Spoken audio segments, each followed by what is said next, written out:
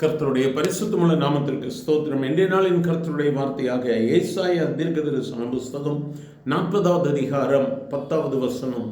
இதோ கர்த்தராகிய ஆண்டவர் பராக்கிரமசாலியாக வருவார், அவர் தமது புயத்தினால் அரசாளுவார்.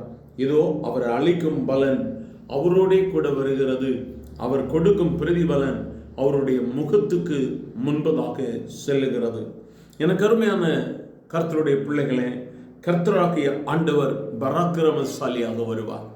உன் வாழ்வில் நீ சந்திக்கிற போராட்டங்கள், பிரச்சனைகள், மனிதரால் மேற்கொள்ள முடியாதவைகளை கர்த்தர் கூட நின்று உனக்கு உதவி செய்வார். அவர் எப்படியாக வருகிறார்? பராக்கிரமசாலியாக வருகிறார். சேனைகளின் கர்த்தர் அவர். அவருடைய நாமம் பரிசுத்தம் உள்ளது. அவரை நாம் பரிசுத்தமாய் ஆராதித்துக் கொண்டிருக்கும் பொழுது கர்த்தர் நமக்காக யுத்தம் பண்ணுகிறவராக இருக்கிறார்.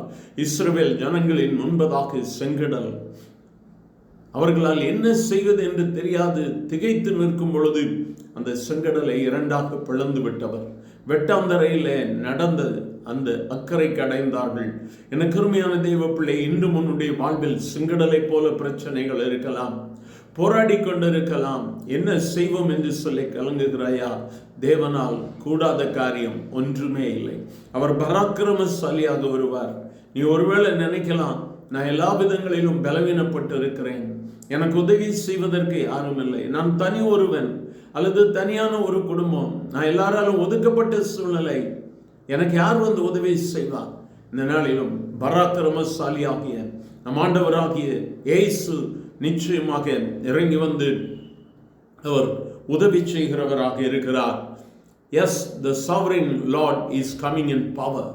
He will rule with a powerful arm.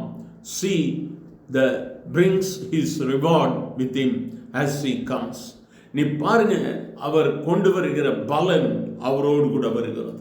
இந்த பராக்கிரமசாலியாக வருகிறவர் உன் வாழ்வில் அற்புதங்களை செய்கிறவராய் இருக்கிறார். ஒருவேளை இந்த வார்த்தைகளை கேட்கும் பொழுது நீ சோர்ந்து போயிருக்கலாம், சூழ்நிலைகள் உன்னை சோர்ந்து போக பண்ணி இருக்கலாம், உன்னை பலவீனப்படுத்தி இருக்கலாம்.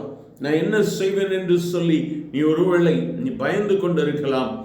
ஆனால் நீங்கள் வேதத்திலே வாசிக்கும் பொழுது அநேக இடங்களில் சொல்லப்பட்டிருக்கிறது, கர்த்தருடைய புயம் வல்லமை உள்ளது, என் புயங்கள் ஜனங்களை நியாயம் தீர்க்கும், தீவுகள் எனக்கு காத்திருக்கிறது, என் புயத்தின் மேல் நம்பிக்கையாயிருக்கும் என்று சொல்லுகிறார்.